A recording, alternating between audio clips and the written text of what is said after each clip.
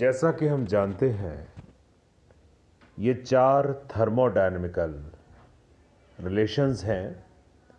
del T upon del V when S is constant is equal to minus del P upon del S when V is constant. Del T upon del P when S is constant is equal to del V upon del S when P is constant. Del P upon del T when V is constant is equal to del S upon del V when T is constant. And last, del V upon del T when P is constant is equal to minus del S upon del P when T is constant. हमने आपको बताया था कि Maxwell relations are a set of equations in thermodynamics which are derivable from the symmetry of second derivatives and from the definitions of the thermodynamic potentials. These relations are named for the 19th century physicist James Clerk Maxwell.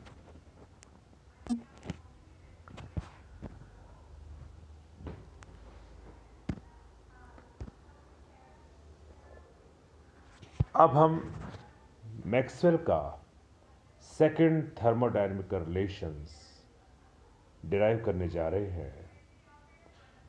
तो इसके लिए हम Helmholtz function का use करते हैं। Helmholtz function की study हमने पिछले यूनिट्स में कर रखी है। तो मैक्सवेल के सेकंड रिलेशन को डिराइव करने के लिए हम हेल्महोल्ट्ज़ फंक्शन का यूज़ कर रहे हैं।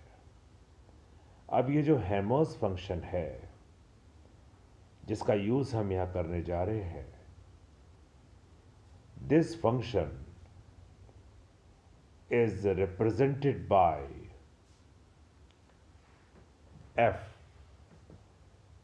and this f is equal to u minus st। अब इसका डिफरेंशियल फॉर्म कंसिडर करते हैं। अब इसका जो डिफरेंशियल फॉर्म होगा वो होगा df is equal to D U minus ts। यदि इसको सॉल्व करें तो ये हो जाएगा du minus, it is product of two functions, यानी माइनस tds माइनस sdt। अब ये du माइनस tds जो है, इसके स्थान पर हम एक टर्म का यूज करेंगे। जैसा कि हम जानते हैं कि TDS is equal to del Q होता है। अगर एक सिस्टम की एंट्रोपी DS बढ़ जाए तो हम उसको लिखते हैं del Q upon T is equal to DS। So du minus TDS की वैल्यू हम कैलकुलेट करते हैं। This will be equal to del Q is equal to du plus del w, यानी दी गई ऊष्मा का कुछ भाग निकाय की आंतरिक ऊर्जा में परिवर्तन करेगा, शेष भाग कार्य में रूपांतरित हो जाएगा। कार्य डेल w जो है वो pdv के बराबर होता है। इस प्रकार स्पष्ट हुआ कि du minus del Q is equal to minus del w। अब यहां से du माइनस TDS की वैल्यू पुट कर देते हैं। इस प्रकार से हमें मिलता है df is equal to minus sdt minus pdv। अब हम एक वेरिएबल z की कल्पना करते हैं। This variable is function of independent variables x and y. So dz is equal to del z upon del x when y is constant dx plus del z upon del y, x is constant and dy.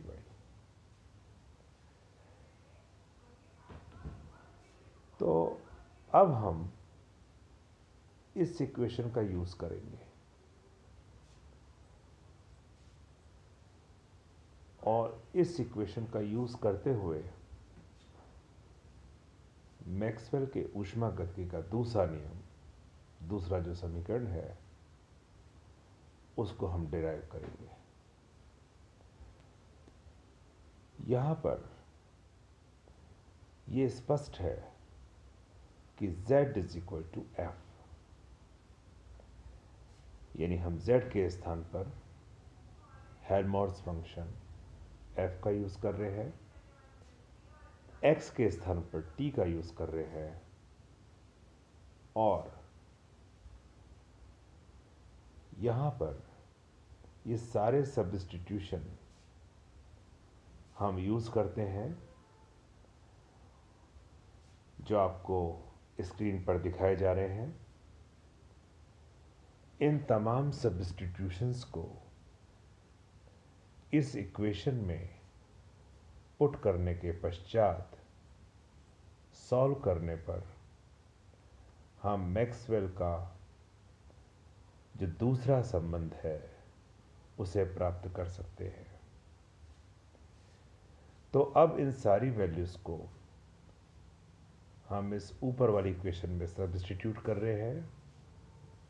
तो minus S is equal to del F upon del T when V is constant, और इसी प्रकार से minus P is equal to del F upon del V when x is constant and x is here t, तो x के स्थान पे हमने t का यूज किया।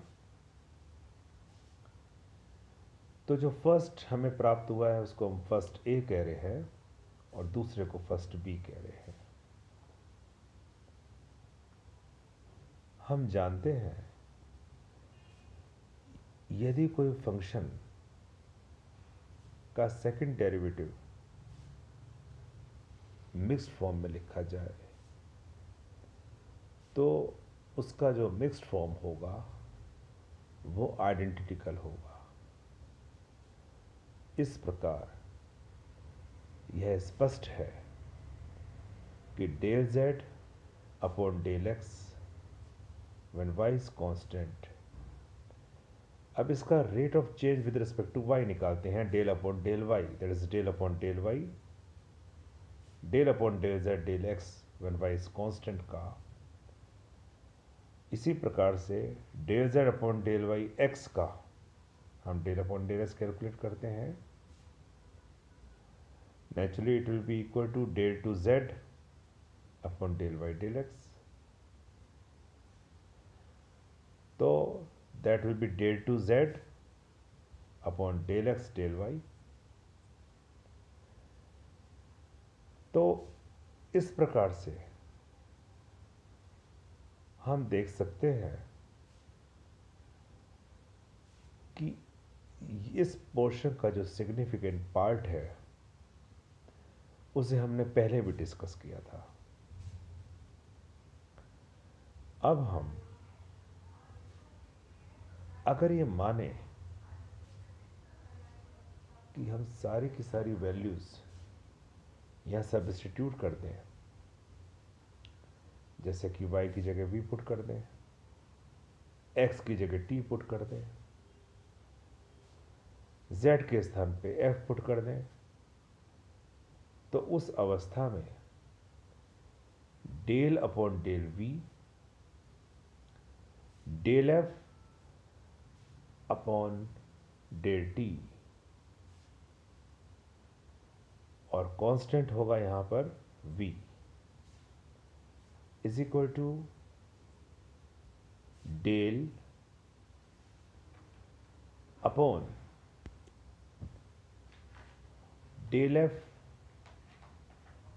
y के स्थान पे हम यूज कर रहे हैं v, तो del F upon del v यानी del upon del T del F upon del V का when T is constant will be equal to del two F divided by X के स्थान पे टी यानी डेल टी और Y के स्थान पर वी यानी डेल वी। अब ये जो टर्म है दिस इज माइनस एस और जो दूसरी टर्म है दैट इज माइनस पी। तो इक्वेशन नंबर 1A और 1B का अगर हम यूज करते हैं तो हमें मिलता है del upon del V and from 1A equation this is minus S is equal to del upon del T and this is from first B equation it is equal to minus P. That will be equal to del to F upon del T del V. तो इस प्रकार से हमें यह relation प्राप्त होता है। अब इस इक्वेशन को सॉल्व करें तो नेगेटिव नेगेटिव कैंसिल हो गया और इसको अगर अपन आगे बढ़े तो del S upon del V is equal to, जबकि इसमें टी कांस्टेंट रखा जाएगा, del P upon del T और यहां पर एस कांस्टेंट होगा। तो इस प्रकार से यह रिलेशन हमें प्राप्त होता है, यानी that will be equal to del two F del T del V. तो यह है मैक्सवेल का सेकंड थर्मोडायनेमिकल रिलेशन।